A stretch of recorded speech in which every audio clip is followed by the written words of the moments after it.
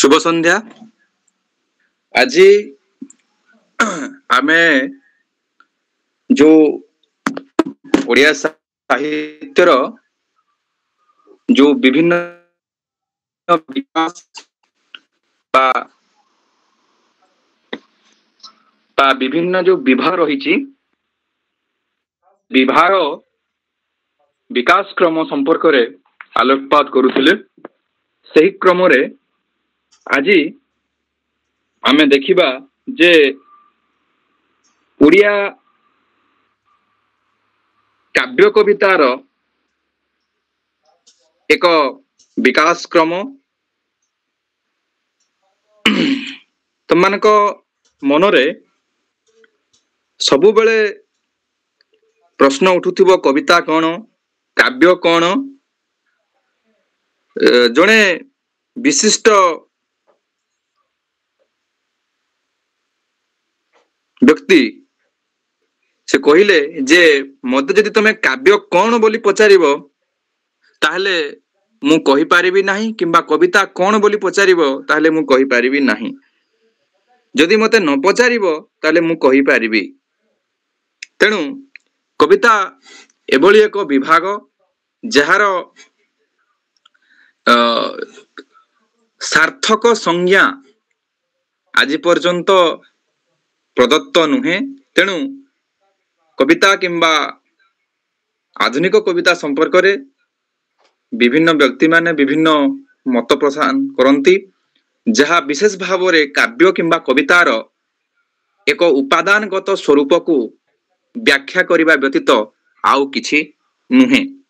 किंतु आमर सिलेबस अनुमोदन जहाँ करे जे आमे आलोकपात करिबा ओडिया कवितार विकास धारा संपर्क रे बा ओडिया कविता किभली भाव रे उन्मेष कालरू आज पर्यंत एक अविच्छिन्न भाव रे विकसित हेई आसीची तार परिचय मु संक्षेप रे आज उपस्थापना करिबी।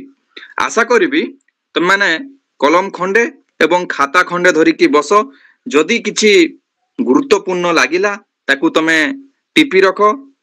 तेबे मु जेमिति कहूथली जे आमे जदि सीधा सड़क देखिबा टिके स्थूल भाव रे देखिबा जे मु जदि हठात पचार दिए जे साहित्य रे केतोटी विभाग अछि जने प्रश्न उत्तर ए आसी पारे बोधे जे साहित्य रे दुईटी विभाग अछि। गोटे होची गद्य विभाग एवं अन्यटी होची पद्य विभाग।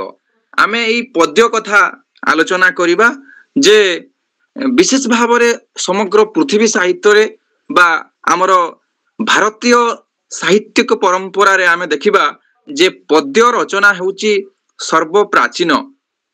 मु गोटे दीटी उदाहरण देकी सेटा एस्टाब्लिश करिबी जे तुम माने जानिचो जे आमर जो प्रसिद्ध महाकाव्य दुईटी अछि तार पूर्वरु होची आमर जोटा लेटर वैदिक किंबा अर्ली वैदिक पीरियड रे आमे देखुजे जे जो वेद चारोटी वेद रखा हिची ताहा मध्य विशेष भाव रे पद्यात्मक एवं परवर्ती पर्याय रे वाल्मीकिंकर रामायण एवं व्यासदेवंकर महाभारत मध्य पद्य रे रचित। तेणु पद्य रचना जदिओ एक सहज व्यापार नुहे किंतु आमर पृथ्वीर साहित्य जगत रे पद्य होची प्रारंभिक एक विभाग बा प्रारंभिक एक फॉर्म बा प्रारंभिक एक आमर कौन गोटे आंगिक जो थिरे मनीष तार भाव को प्रकाश करि पारिबो।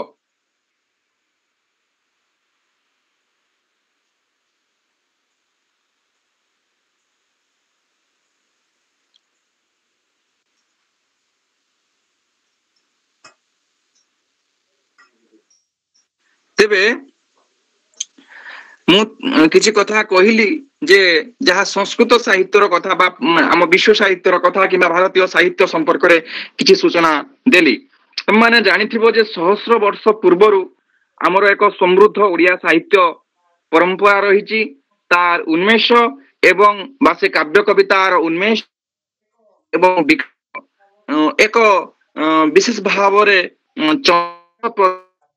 घटना आमे जानिछु काव्य कवितार एक आद्य ओंकार ध्वनि आमे देखिबा जे ओडिया लोकगीत रे तमने सुनिथिबो जे लोकगीत परंपरा अर्वाचीन बा अति प्राचीन यह विशेष भाव रे लिपिर उद्भावन हेबा पूर्वरु मुखरु मुख एवं गोटे अंचल रु आ गोटे अंचल को प्रसारित होईछि बा यह कोनोसी एक प्राकृतिक भाव रे यह गोटे अंचल रु अन्य अंचल रु को कोन प्रसारित होईछि लोक आज पर्यंत अछि किंतु परवर्ती पर्याय रे ताकू मध्य संग्रह करा जायछि तुम माने जानिचो कानना गीत हलिया गीत एमिति दोली गीत एई भली भाव रे अनेक विषय रहिछि तेनु विशेष भाव रे हमें विधिबद्ध भाव रे देखुजे जे एक टेक्सुअल धारा जे तमे चर्जा गीतिका जानिचो अष्टम नवम शताब्दी बेलकू चर्जा गीतिका अष्टम नवम शताब्दी रु तमे देखिबो जे एकादश शताब्दी पर्यंत जे चर्जा गीतिकार एक धारा आमे देखुचे बा दोहा मानकर एक धारा देखुचे ए गुड़िकर रचयिता विशेष भाव तुम माने जानिचो जे बौद्ध धर्मर जो तंत्र धारा रहिछि जे हमर जो तंत्री इजिम जाको कहूछु हम इंग्रजी रे सही तंत्र साधक गण बा सिद्धाचार्य गण तांको सिद्धाचार्य कहउतला 84 जन सिद्धाचार्य थिले सही 84 जन सिद्धाचार्य विशेष भाव रे 50 गोटी जोटा हरप्रसाद शास्त्री नेपाल रो दरबार रु उद्धार करिसंती त माने जानि जे से विषय रे मु किछ कहबा को आउ विशेष भाव रे गुरुत्व नुहे जे एमाने जो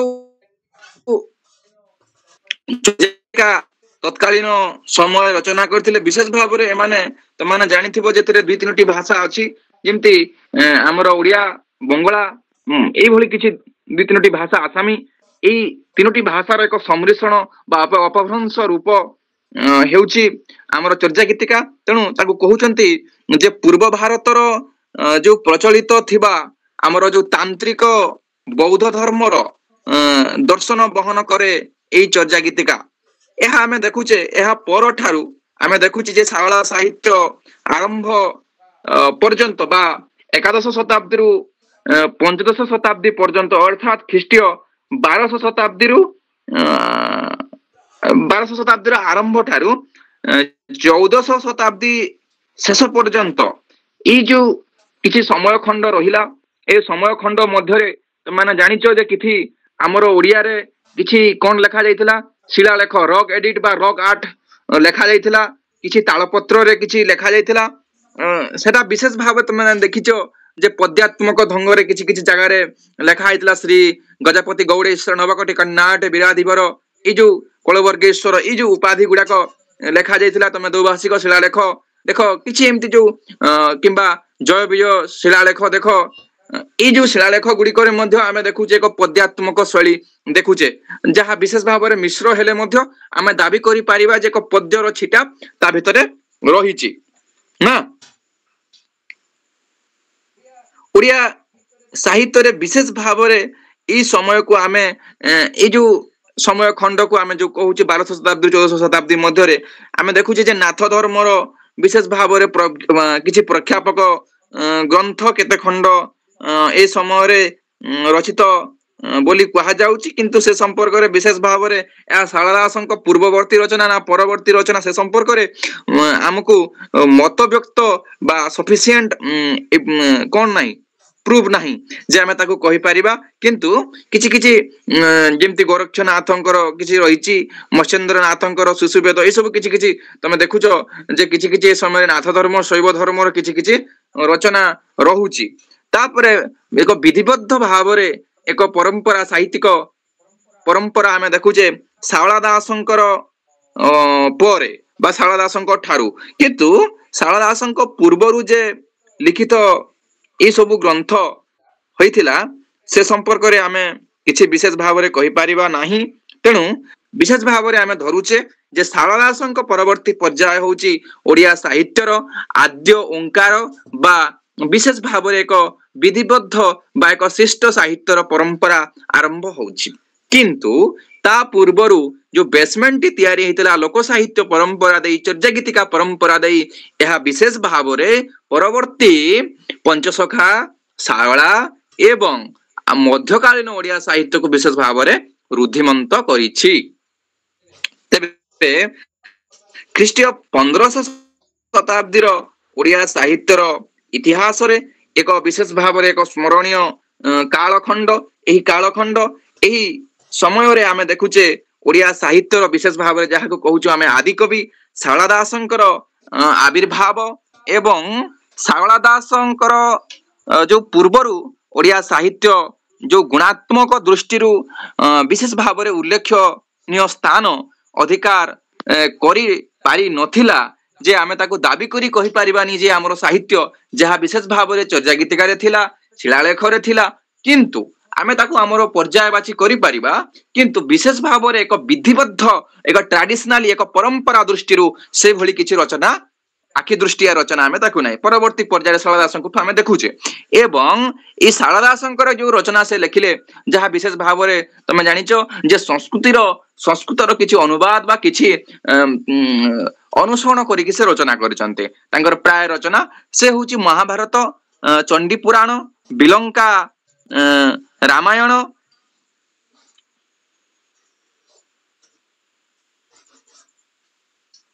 ଏସବୁ ହେଉଛି ବିଶେଷ ଭାବରେ ଗୁରୁତ୍ୱପୂର୍ଣ୍ଣ।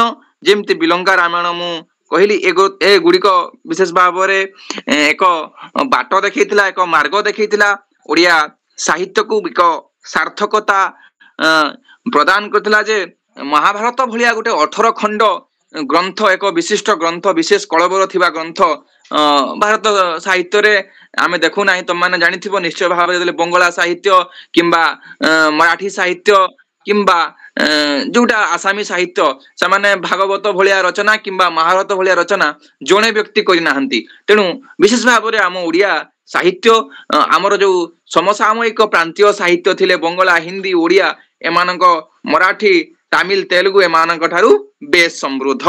ତାପରେ ଆମେ ଦେଖିବା ପଞ୍ଚସଖା ଯୁଗର ପଞ୍ଚ ଯୋଉ ବୈଷ୍ଣବୀୟ ସଖା ଥିଲେ ଜଗନ୍ନାଥ ଦାସ ବଳରାମ ଦାସ ଅଚ୍ୟୁତାନନ୍ଦ ଦାସ ଶିଶୁ ଅନନ୍ତ ଦାସ ଏମାନେ କିଛି କିଛି ପଦ୍ୟ ସାହିତ୍ୟର ପରମ୍ପରାକୁ ଆଗେଇଥିଲେ ଯଦିଓ ବିଶେଷ ଭାବରେ ଏମାନଙ୍କର ଧର୍ମକୁ କେନ୍ଦ୍ର କରି ଏମାନେ ସାହିତ୍ୟ ରଚନା କରୁଥିଲେ କିନ୍ତୁ ଏମାନେ ଭାଷା ଦୃଷ୍ଟିରୁ ଏବଂ ସାହିତ୍ୟ ଦୃଷ୍ଟିରୁ ବିଶେଷ ଭାବରେ ଆମ ଓଡ଼ିଆ ସାହିତ୍ୟକୁ ସମୃଦ୍ଧ କରିଛନ୍ତି। ଯେମିତି ବଳରାମ ଦାସଙ୍କର ରହିଛି ଜଗମୋହନ ରାମାୟଣ ତାପରେ ଜଗନ୍ନାଥ ଦାସଙ୍କର ଅତି ପରିଚିତ ଲୋକପ୍ରିୟ ରଚନା ଭାଗବତ ତାପରେ ଆମର ଅଚ୍ୟୁତାନନ୍ଦ ଦାସଙ୍କର ରହିଛି ଅତି ପ୍ରସିଦ୍ଧ ଯାହାକୁ କୁହାଯାଏ ପିଲାମାନେ ସାତ ଖଣ୍ଡିଆ ହରିବଂଶ ବା ହରିବଂଶ।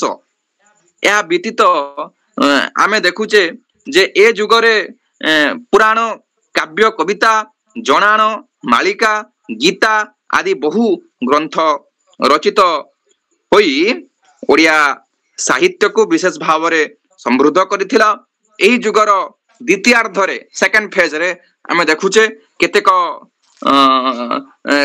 କାବ୍ୟ ପରମ୍ପରା ଯୋଉଟା ବିଶେଷ ଭାବରେ ଆଗରୁ ନଥିଲା ବିଶେଷ ଭାବରେ ତମେ ଜାଣିଛ ଯେ ପିଜିଟି ସିଲାବସ ଯୋଉଟା ରହିଛି ସନ୍ଥ ସାହିତ୍ୟ ଏବଂ ଶାରଳା ଦାସଙ୍କୁ ପଞ୍ଚସଖା ପର୍ଯ୍ୟନ୍ତ ପୁରାଣ ସାହିତ୍ୟ ବୋଲି କୁହାଯାଉଛି। ପଞ୍ଚସଖା ଯୁଗକୁ ଆମେ ସନ୍ଥ ସାହିତ୍ୟ ସେଠୁ ଦେଖୁଛେ।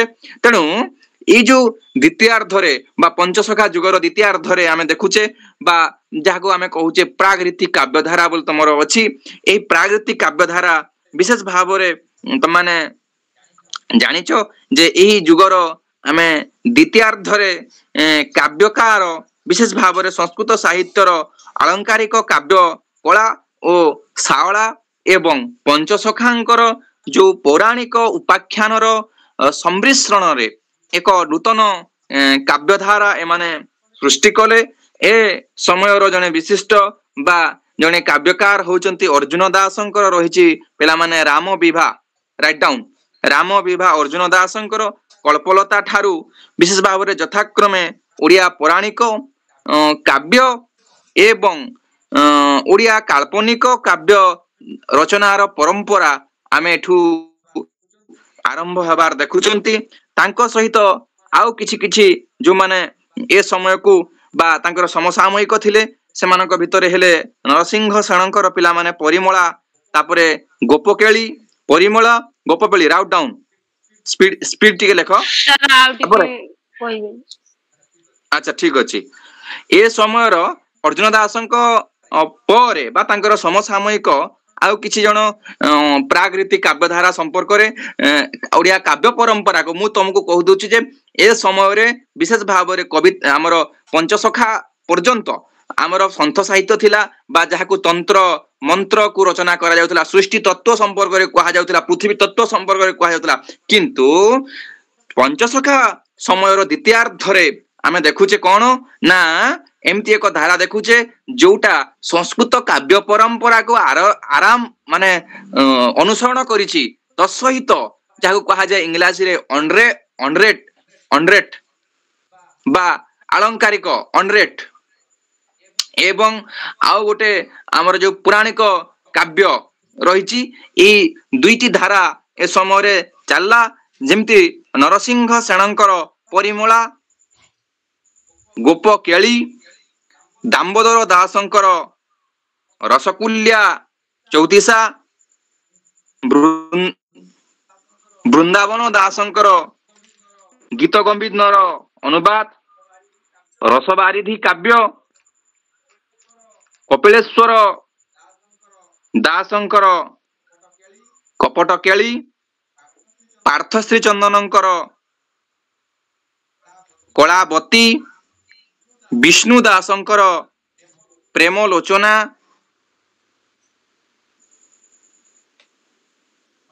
कलावती सावित्री चरित शिशु शंकर दासंकर उषाभिलाष बनमाली दासंकर चाट इच्छावती कार्तिक दासंकर रुक्मिणी विवाह नवानुराग राम रावण युद्ध तापरे देवदुर्लभ दासंकर कार्तिक दासंकर लिखि पाइलनी ठीक अछि कार्तिक दासंकर होची रुक्मिणी विवाह नवानुराग राम रावण युद्ध तापरे होचंती देवदुर्लभ दासंकर रहस्य मंजरी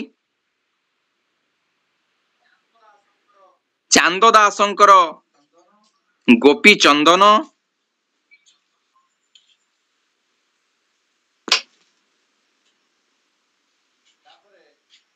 तापरे प्रताप रायंकर शशि सेना हरिहर नरेंद्रंकर मदालसा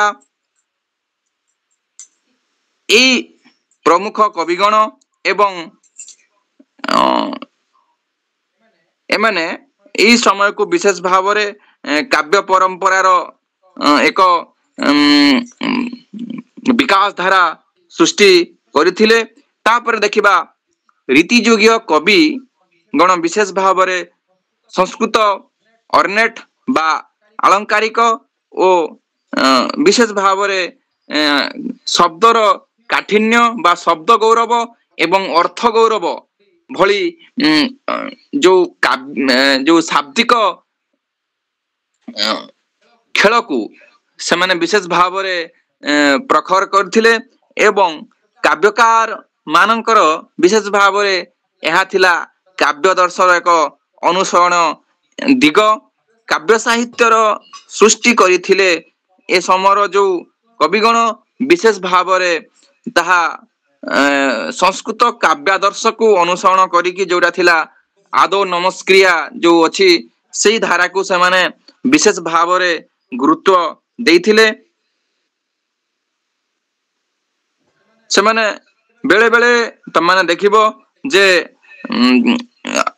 निर्दिष्ट वर्ण को आधार करी किछि कविता रचना बा किछि काव्य रचना करथिले जेमति वैदेश विलास तमाने रसकल्लोल को ग्रहण करि पारिबो कला कौतुक को देखि पारिबो एई भली एक माने वर्ण नियम रे रचना करथिले। तापरे ई जुगर श्रेष्ठ किछि जण कवि मानक भितरे उपेंद्र भंज पीताम्बर तापरे तांकर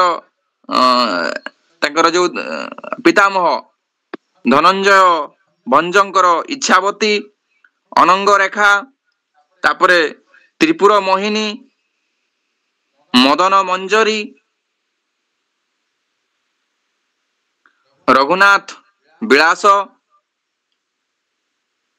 एई भली भावरे से विशेष भावरे 5 खंड उत्कृष्ट काव्य रचना करिथिले। एगुड़िक विशेष भावरे छंद ओ अलंकार मंडित एक उच्च कोटिर काव्य धारा जहा विशेष भावरे रुधिमंत करथिला आम ओडिया साहित्य को। से केली कल्प द्रुम ओ चौपदी भूषणर रचयिता मध्य। तापरे होची दीनकृष्ण दासंकर रसकल्लोल नामक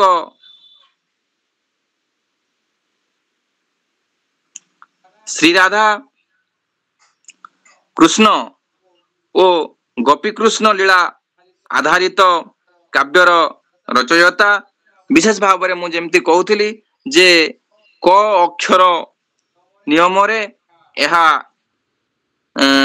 रचित एही काव्यर श्रुति सुखर कांत कोमल पद संयोजना पाई कवि विशेष भाव में प्रशंसा दाबी करती। जेमती तुम मैंने शुणिथिबो जे कर साधु जने माने मन को एक कर धीरे ध्यान नीलाचलक नीलाचल नायक एई भली भाव में कहा जाइछि। तापरे ए समय आउ जने स्रष्टा होचंती लोकनाथ विद्याधर तांकर किछि काव्य होउछि चित्रकला सर्वांग सुंदरी पद्मावती पद्मावती परिणय रसकला वृंदावन विहार नीलाद्री महोत्सव चित्रोत्पला आदि काव्यर रचयिता। बा चौतीसा मध्य तांकर अन्य एक रचना। एही ग्रंथ गुड़िकरू विशेष भाव में आमे तांकर असाधारण शाब्दिकता और पांडित्य रो एक निदर्शन पाई पारिबा। ए समयर आलंकारिक कवि बा जाको विशेष भाव में तांको नाम रे मध्य ए जुग को रीति जुग को कहा जाए जा भंज जुग मध्य कहा जाए। से होचंती उपेंद्र भंज तांकर किछि रचना होउची अबना रस तरंग कला कौतुक वैदेश विलास कोटि ब्रह्मांड सुंदरी प्रेम सुधा निधि लावण्यवती रसिक हारावली चित्रकाव्य बंधोद्वय छांद भूषण इत्यादि बहु पौराणिक काल्पनिक तथा आलंकारिक काव्यर रचयिता भंजबाबू। यह व्यतीत गाहा चौतीसा चौपदी दोहा पोई आदि बहु गीति कवितार मध्य से रचयिता।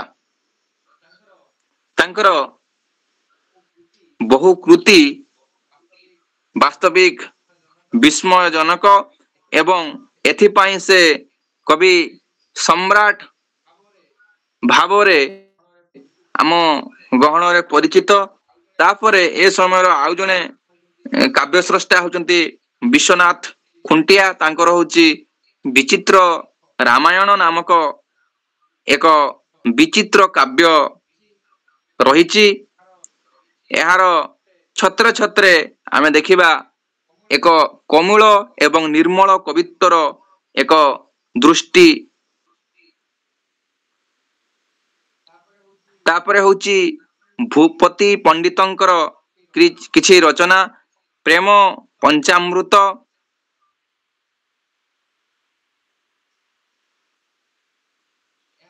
ଏହା ବିଶେଷ ଭାବରେ ବୈଷ୍ଣବ ମାନଙ୍କର ଏକ ଆଦରଣୀୟ କାବ୍ୟ ଭାବରେ ପରିଚିତ।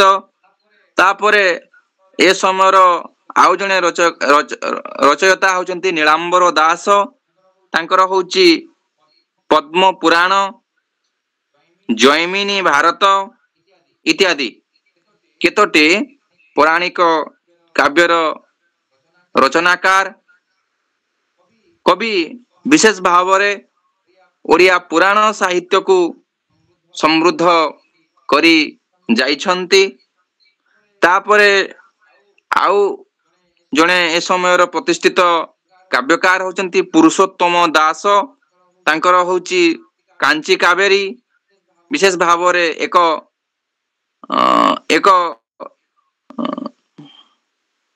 ଗୁରୁତ୍ୱପୂର୍ଣ୍ଣ ରଚନା। ତାପରେ ମହାଦେବ ଦାସ ଏ ସମୟର ଜଣେ ବିଶିଷ୍ଟ ପୌରାଣିକ କାବ୍ୟକାର। ତାଙ୍କର ହଉଛି ମାରକଣ୍ଡେୟ ପୁରାଣ, ବିଷ୍ଣୁ କେଶରୀ ପୁରାଣ, ନୀଳାଦ୍ରି ମହୋଦୟ, ତାପରେ ବୈଶାଖ ମହାତ୍ମ୍ୟ, ମାଘ ମହାତ୍ମ୍ୟ, ତାପରେ କାର୍ତ୍ତିକ ମହାତ୍ମ୍ୟ ଭଳି ପ୍ରଭୃତି ପୁରାଣ ଗ୍ରନ୍ଥମାନ ସେ ରଚନା କରି ଆମ ଓଡ଼ିଆ ସାହିତ୍ୟରେ ବିଶେଷ ଭାବରେ ଏକ ଅମୂଳିନ କୀର୍ତ୍ତି ସ୍ଥାପି ଯାଇଛନ୍ତି। ତାପରେ ଈଶ୍ୱର ଦାସଙ୍କର କିଛି ରଚନା ହଉଛି ଶ୍ରୀ ଚୈତନ୍ୟ ଭାଗବତ, ନବାକ୍ଷରୀ ବୃତ୍ତରେ ରଚିତ ଏକ ସହଜ ବୋଧ କାବ୍ୟ ଗ୍ରନ୍ଥ ଏହା। ତାପରେ ଶିଶୁ ଈଶ୍ୱର ଦାସଙ୍କର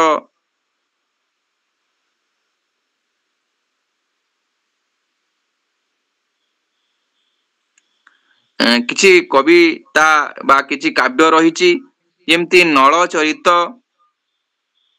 ଏ ରଚନାଟି ବିଶେଷ ଭାବରେ ପୌରାଣିକ କାବ୍ୟ। ତାପରେ ତାଙ୍କର ପରବର୍ତ୍ତୀ କବି ହଉଛନ୍ତି କାହ୍ନୁ ଦାସ। କାହ୍ନୁ ଦାସଙ୍କର ଯେମିତି ରହିଛି ରାମ ରସାମୃତ ନାମକ ଏକ କାବ୍ୟ ରଚନା। ତାପରେ ଶ୍ରୀଧର ଦ୍ୱିଜ, ତାଙ୍କର କିଛି ରଚନା ରହୁଛି କାଞ୍ଚନ ଲତା, ଏକ କାଳ୍ପନିକ କାବ୍ୟ। ଗୋପୀ ଭାଷା କବି, ଏହା ଦନାଇ ଦାସଙ୍କର ରଚନା।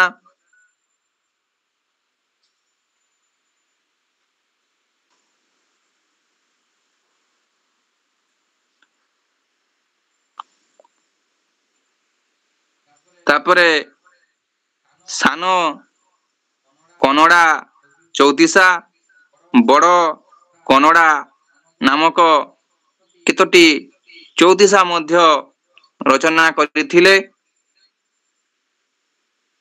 ସମକାଳୀନ କବି ଏ ସମୟରେ ହଉଛନ୍ତି ଚନ୍ଦ୍ରଶେଖର ଭଞ୍ଜ।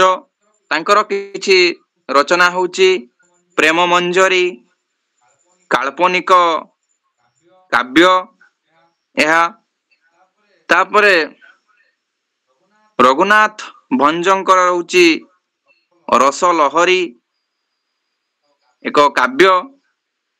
ତାପରେ ବୃନ୍ଦାବତୀ ଦାସଙ୍କର ରହୁଛି ପୂର୍ଣ୍ଣୋତ୍ତମ ଚନ୍ଦ୍ରୋଦୟ କାବ୍ୟ। ତାପରେ ଚନ୍ଦ୍ରଶେଖର ମହାପାତ୍ରଙ୍କର ରହିଛି ଶ୍ରୀକୃଷ୍ଣ ତତ୍ତ୍ୱ ଚନ୍ଦ୍ରୋଦୟ କାବ୍ୟ। तापरे भीमदासरंकर रहिछि भक्ति चंद्रोदय, यह मध्य गोटे काव्य। तापरे होछि कृपा सिंधु दासंकर रहिछि ब्रज विहार काव्य। तापरे भीमा धीवरंकर रहिछि कपट पाशा। तापरे दासरथी दासंकर रहिछि ब्रज विहार, यह मध्य एक चर्चित काव्य।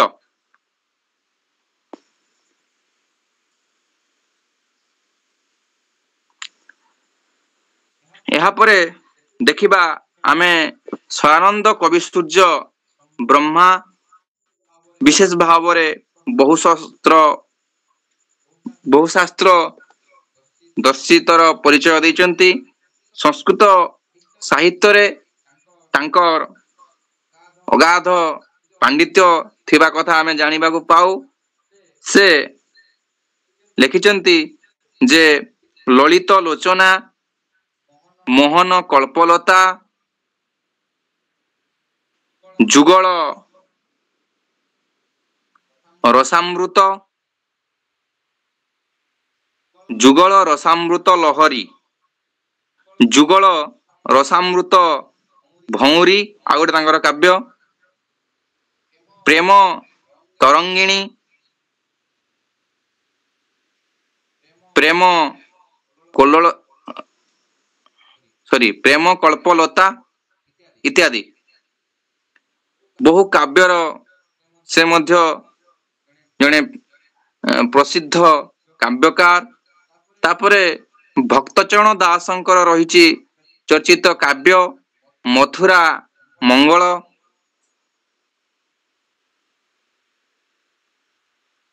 गोप मंगल, मन शिक्षा आदि केतोटी रचना तांको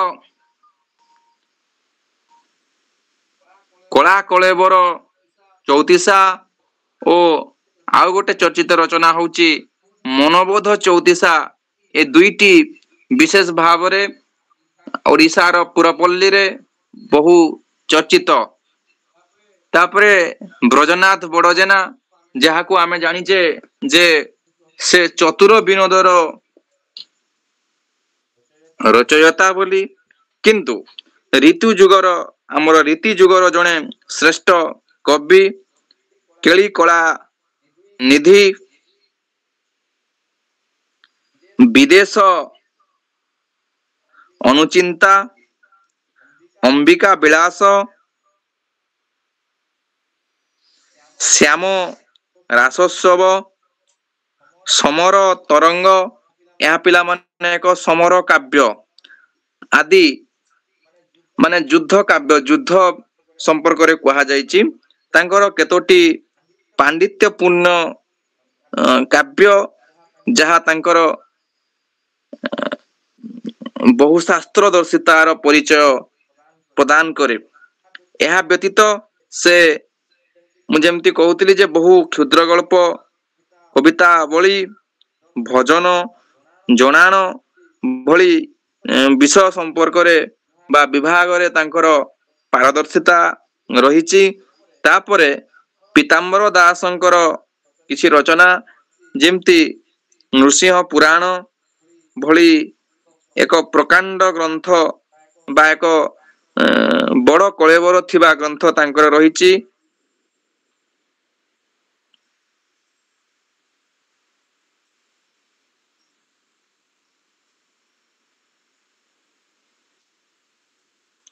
तापरे राजकवि पद्मनाभ श्रीचंदनकर किछि रचना रहिछि।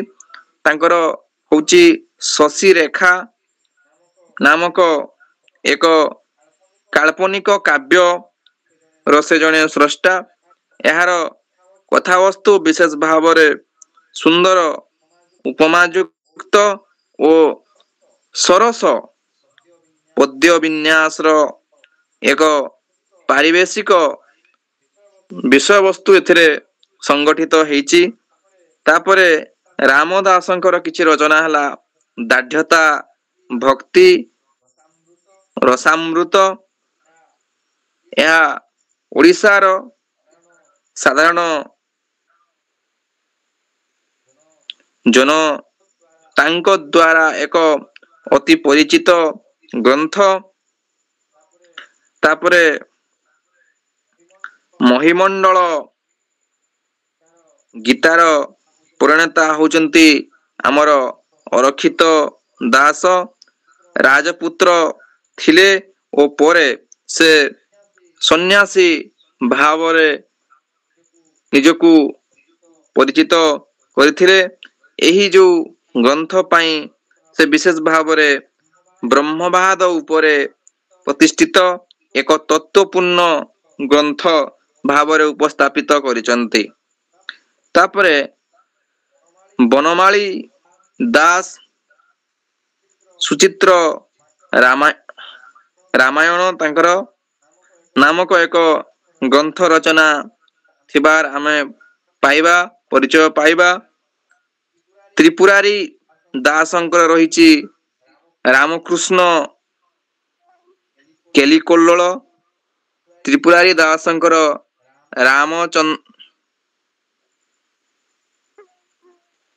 ରାମକୃଷ୍ଣ କେଳିକୋଲ୍ଲୋଳ।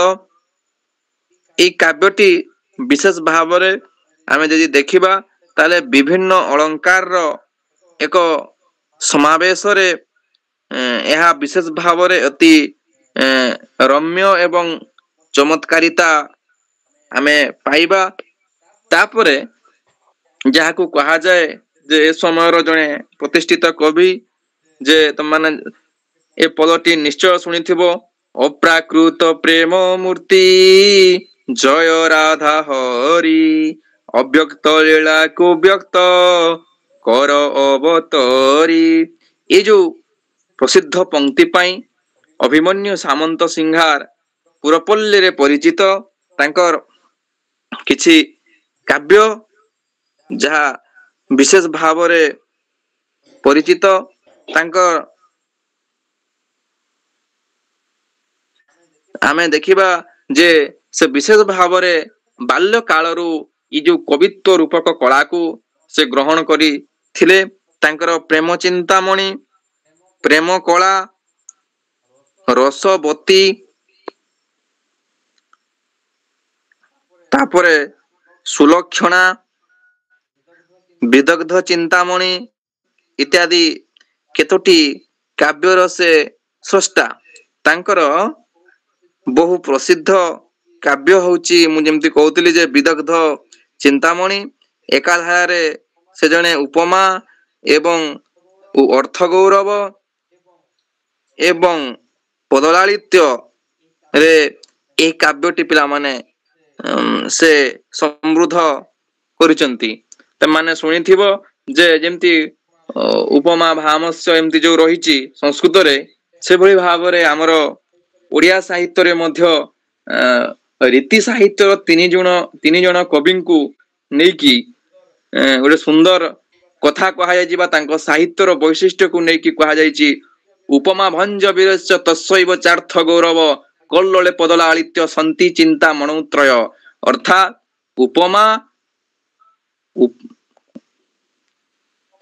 ଉପମା ଭଞ୍ଜ ବୀରସ୍ୟ ଅର୍ଥାତ୍ ଉପମା ହେଉଛି ଭଞ୍ଜ କାବ୍ୟର ଏକ ବୈଶିଷ୍ଟ୍ୟ। ଉପମା ଭଞ୍ଜ ବୀରସ୍ୟ ତସ୍ୟୈବ ଚାର୍ଥ ଗୌରବ, ତା ସହିତ ଅର୍ଥ ଗୌରବ ତାଙ୍କର କାବ୍ୟରେ ରହିଛି। କଲ୍ଲୋଳେ ପଦଲାଳିତ୍ୟ ଅର୍ଥାତ୍ ରସ କଲ୍ଲୋଳରେ ବା ଦୀନକୃଷ୍ଣ ଦାସଙ୍କର ରସ କଲ୍ଲୋଳରେ ଲଳିତ ପଦର ସନ୍ନିବେଶନ ରହିଛି। ତାପରେ କୁହାଯାଇଛି ଉପମା ଭଞ୍ଜ ବୀରସ୍ୟ ତସ୍ୟୈବ ଚାର୍ଥ ଗୌରବ କଲ୍ଲୋଳେ ପଦଲାଳିତ୍ୟ ସନ୍ତି ଚିନ୍ତା ମଣୌତ୍ରୟ। ଅର୍ଥାତ୍ ବିଦଗ୍ଧ ଚିନ୍ତାମଣି କାବ୍ୟର ସ୍ରଷ୍ଟା ବା ଅଭିମନ୍ୟୁଙ୍କ ବିଦଗ୍ଧ ଚିନ୍ତାମଣି କାବ୍ୟରେ ଆମେ ଅର୍ଥ ଗୌରବ, ଉପମା ଏବଂ ପଦଲାଳିତ୍ୟ ଅର୍ଥାତ୍ ଅଳଙ୍କାର ଏବଂ ଅର୍ଥ ଗୌରବ ଏବଂ ଲାଳିତ୍ୟ ପଦର ତିନୋଟି ସମୀକରଣ ଘଟିଛି। ତେଣୁ ବିଦଗ୍ଧ ଚିନ୍ତାମଣି ହେଉଛି ରୀତି ସାହିତ୍ୟର ଏକ ସର୍ବଶ୍ରେଷ୍ଠ କାବ୍ୟ।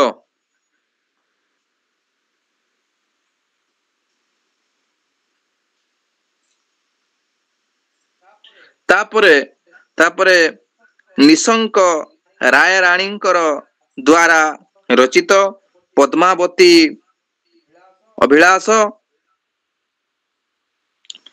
କାବ୍ୟର ବର୍ଣ୍ଣନା ଅତି ସୁନ୍ଦର, ବିଶେଷ ଭାବରେ ଭାଷା ସରଳ, ଶୁଦ୍ଧ ଏବଂ ପ୍ରାଞ୍ଜଳ ରହା ମାନେ ଦେଖିବାକୁ ପାଏ। ତାପରେ ମହାପୁରୁଷ ହାରିଦାସଙ୍କର କିଛି ତତ୍ଵମୂଳକ କାବ୍ୟ କବିତା ଅଛି, ଯାହା ବିଶେଷ ଭାବରେ ମାଳିକା, ଗୀତି କବିତା ସେ ରଚନା କରିଛନ୍ତି। ଗୂଢ଼ତତ୍ତ୍ୱାବଳୀକୁ ସେ ସହଜ ଏବଂ ବିଶେଷ ଭାବରେ ସରଳ ଭାଷାରେ କବି ଅତି ଧୁରୀଣ ଭାବରେ ସୂଚନା ଦେଇଛନ୍ତି। ତାପରେ ଯଦୁମଣି ମହାପାତ୍ରଙ୍କର ଜଣେ ଅସାଧାରଣ କବି ଧାରୀ ବ୍ୟକ୍ତି। ତାଙ୍କର କିଛି ରଚନା ହଉଛି ଯେ ରାଘବ ବିଳାସ, ପ୍ରବନ୍ଧ ପୂର୍ଣ୍ଣଚନ୍ଦ୍ର। ଏହି କାବ୍ୟଦ୍ୱୟ ବିଶେଷ ଭାବରେ ତତ୍କାଳୀନ କାବ୍ୟ ଆକାଶରେ ଏକ ଅମଳିନ ଜ୍ୟୋତି ସଦୃଶ। ଏହି ଦୁଇଟିର ବିଶେଷ ଭାବରେ କାବ୍ୟର ଛତ୍ରେ ଛତ୍ରେ ତାଙ୍କର ଗଭୀର ପାଣ୍ଡିତ୍ୟର ଆମେ ପରିଚୟ ପାଇପାରିବା। ତେଣୁ ଆଜି ପାଇଁ ଆମେ এই କ୍ଲାସଟିକୁ ଏଥିରେ ରଖିବା। ଆସନ୍ତା କ୍ଲାସରେ ବାକି ଥିବା ବିଷୟ ସମ୍ପର୍କରେ ମୁଁ ସୂଚନା ଦେବି।